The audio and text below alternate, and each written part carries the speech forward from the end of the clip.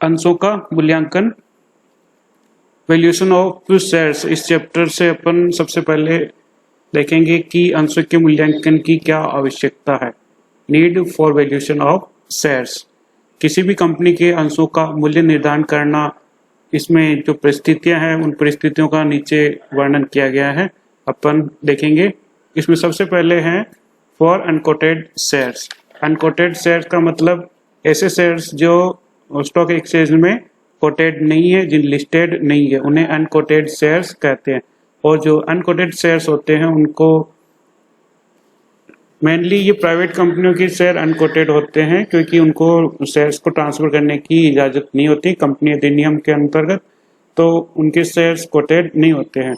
और उनके द्वारा जब शेयर्स का ट्रांसफर किया जाता है तब शेयर्स की वैल्यू ज्ञात करना या वैल्यूएशन ऑफ शेयर्स से कैलकुलेट करना बहुत डिफिकल्ट हो जाता है, क्योंकि ये स्टॉक एक्सचेंज में लिस्टेड नहीं होते हैं। अगर लिस्टेड होते हैं तो स्टॉक एक्सचेंज में जो प्राइस चल रही होती है उसके अकॉर्डिंग परचेज किया जा सकता है या सेल किया जा सकता है, ट्रांसफर किया जा सकता है। तो फर्स्ट पॉइंट है फॉर अनकोटेड शेयर्स।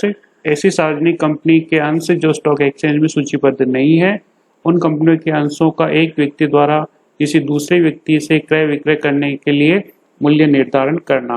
क्योंकि जो प्राइवेट कंपनियां होती है वो उनके जो शेयर होल्डर होते हैं वो अपने शेयर्स को ट्रांसफर या सेल या परचेज नहीं कर सकते हैं, उनमें थोड़ा सा बैन रहता है। लेकिन जो पब्लिक लिमिटेड कंपनी है वो अपने अंशों को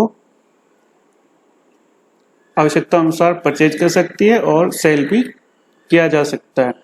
तो ऐसी जो सार्वजनिक कंपनियां हैं जिनके शेयर स्टॉक एक्सचेंज में लिस्टेड नहीं है, तो उनके लिए आवश्यक है अपने अंशों का मूल्यांकन करना, जिसके आधार पर अंशों को सेल किया जा सके या परचेज किया जा सके।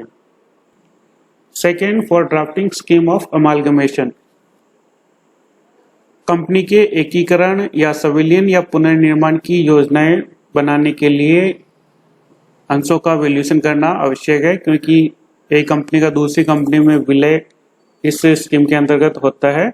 और जब विलय होता है तो उनके जो एसेट्स होते हैं, उनके जो शेयर्स होते हैं, तो उनका मूल्यांकन करना आवश्यक होता है। और इस कंडीशन में एसेट्स और लायबिलिटीज के आधार पर शेयर्स का वैल्यूएशन किया जाता है।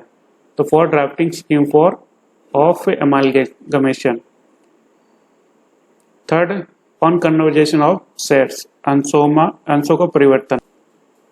अंशों को एक श्रेणी से दूसरी श्रेणी में परिवर्तित करते समय, जैसे कि पूर्वाधिकार अंशों को समता अंशों में परिवर्तन करने के लिए या उनका वैल्यूएशन करना आवश्यक हो जाता है। Next, to settle the claim dissenting share holders.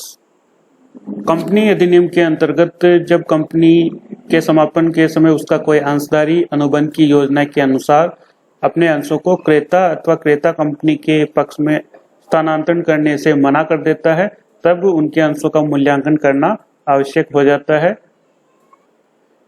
Next जो कंडीशन है फॉर एक्विजिशन और टेक ओवर ए कंपनी और कंपनीज। जब किसी कंपनी का एक्विजिशन किया जाए या टेक ओवर किया जाए तब अंशों का मूल्यांकन करना आवश्यक हो जाता है।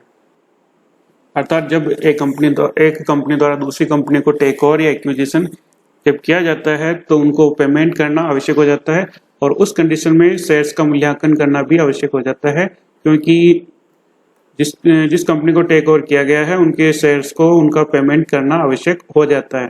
तो शेयर्स का पेमेंट किस आधार पर करें, तो इसके लिए आवश्यक है उन शेयर्स का वैल्यूएशन करना, तब उस समय वैल्यूएशन ऑफ शेयर्स की आवश्यकता पड़ती है। Next one, for appraisal of true financial position. Company की वास्तविक फाइनेंशियल या वित्तीय पोजीशन क्या है, वित्तीय स्थिति क्या है, इसका निर्धारण करने के लिए भी वैल्यूएशन ऑफ शेयर्स आवश्यक हो जाता है। The last one is when loan is taken given on the security of shares. जब शेयर्स की सिक्योरिटी के आधार पर लोन लिया जाए या लोन दिया जाए, उस समय भी शेयर्स का वैल्यूएशन करना आवश्यक हो जाता है। अर्थात जब लोन दिया जाता है या लोन लिया जाता है उस समय सिक्योरिटी के रूप में शेयर्स रखने होते हैं, तब जाके लोन अपने को प्राप्त होता है। जरूरी नहीं है, और भी बहुत सारे तरीके हैं, लेकिन ये एक तरीका है कि आप लोन के लिए सिक्योरिटी के रूप में शेयर्स को रख सकते हो। जब शेयर्स को अपने को लोन लेना है, शेयर्स को रखना है, तो उसके शेयर्स का वैल्यूएशन करना आवश्यक हो जाता है। कितनी वैल्यू है शेयर्स की, उसके आधार पर ही लोन दिया जाता है या लोन लिया जाता है।